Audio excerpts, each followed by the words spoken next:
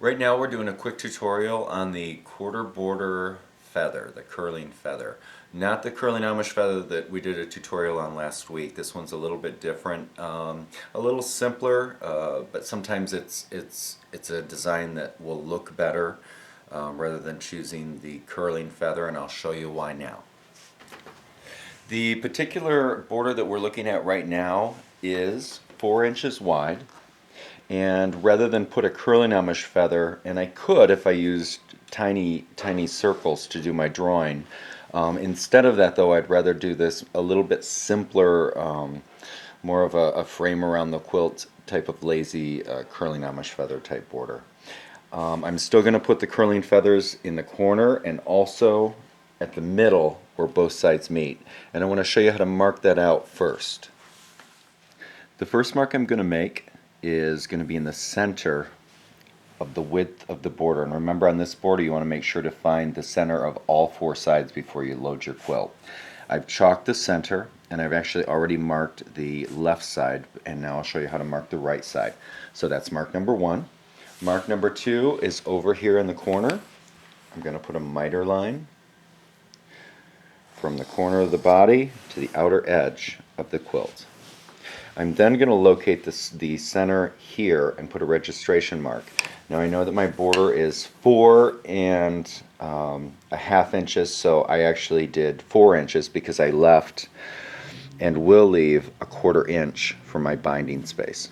So I'm going to go 2 inches, find my little center mark there, and then I'm going to put a chalk line 1/4 inch around the edge of the quilt, so that way I know I don't want to go past that with my design work.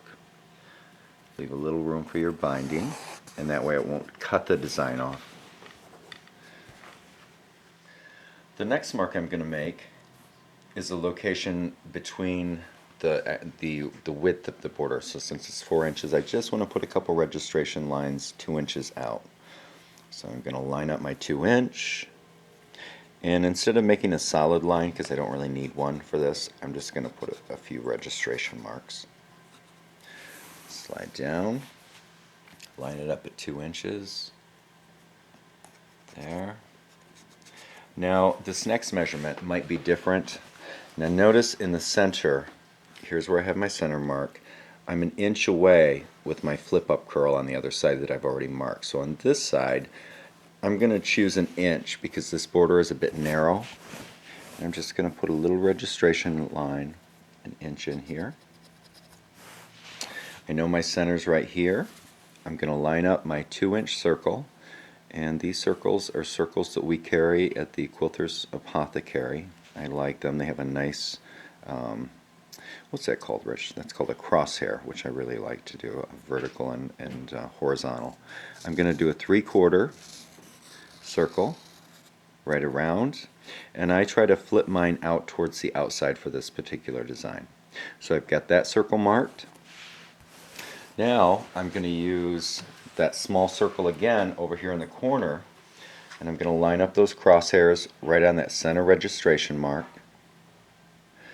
and I'm going to do again a 3/4 circle, and since this is etched here at 4/4, I can start here, go around to this line, and I have 3/4 circle.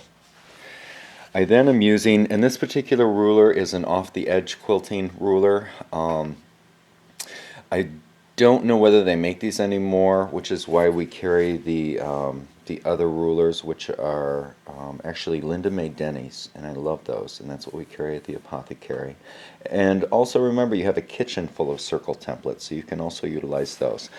I have put a piece of blue tape here because I know that this part of the curve right here is what I'm actually going to use. I'm going to line up this center mark in the border right with that tape registration mark, and I'm just going to come down and back to this center, and then I'm going to flip the ruler, go up to the center again to make that nice mellow wave to go across to the center. Flip it again, slide it right up to that line, and remember, I'm starting right on the middle mark between that border. I'm lining up my tape with this line, sliding it up there, mark. come back around. And notice now, I've only got room for about one, but there's a little extra room here. There's some give. So I'm going to locate the center, line that up on the center, and leave a little extra room on each side just to kind of fudge it. So I line that up, and then I'm just going to kind of fudge it to right there, follow that ruler around, and then down so that that flips up to the outer edge of the quilt. So now I have this bottom portion marked. I have my throat space here, and I am working up from the bottom of the quilt because I've already done the top half earlier.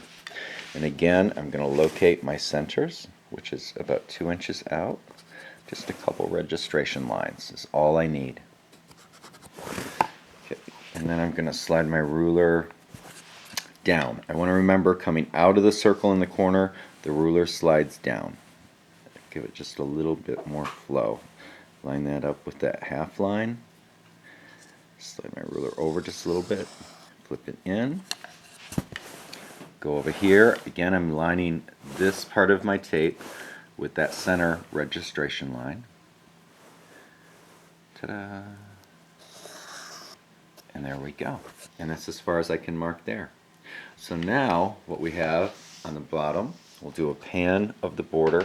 We have the center, and from the corner, which is where we're going to start from when we actually sew, and we're going to come out, follow that nice curve, do a flip feather, come all the way back, feather it all the way back, and then feather back and complete that all the way to the center line. And then we'll flip and do the other side as well.